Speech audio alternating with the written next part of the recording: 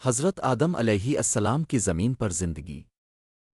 جب حضرت آدم علیہ السلام اور حضرت حوا علیہ السلام نے اللہ تعالیٰ کا حکم توڑا اور ممنوعہ درخت کا پھل چکھا تو اللہ تعالیٰ نے انہیں زمین پر بھیج دیا۔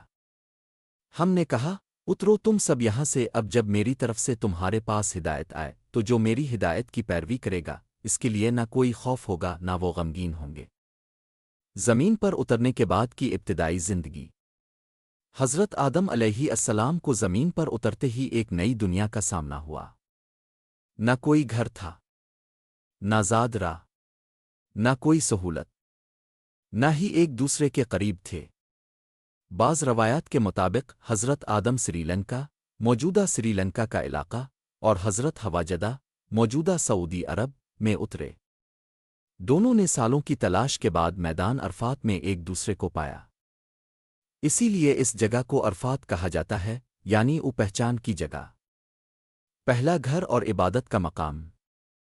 اللہ تعالیٰ نے حضرت آدم علیہ السلام کو زمین پر رہنے کھانے اور پہنے کا علم عطا فرمایا۔ وہی ہے جس نے تمہارے لیے زمین کو تابع کر دیا تاکہ تم اس میں چلو پھرو اور اس کے رزق میں سے کیو۔ پھر اللہ نے حضرت آدم کو عبادت کا پہلا مقام بنانے کا حکم دیا۔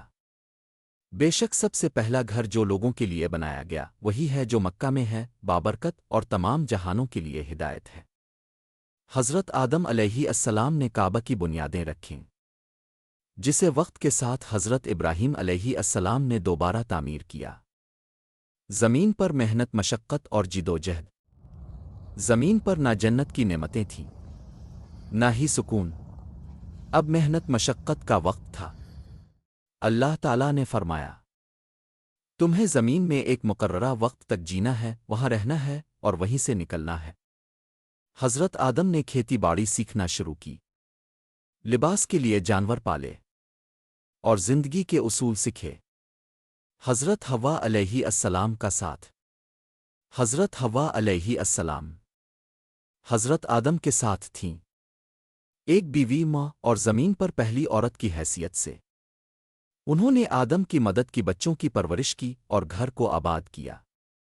حضرت آدم علیہ السلام کو اللہ تعالیٰ نے ایک رہنما نبی کی حیثیت دی اور ان پر وحی نازل کی۔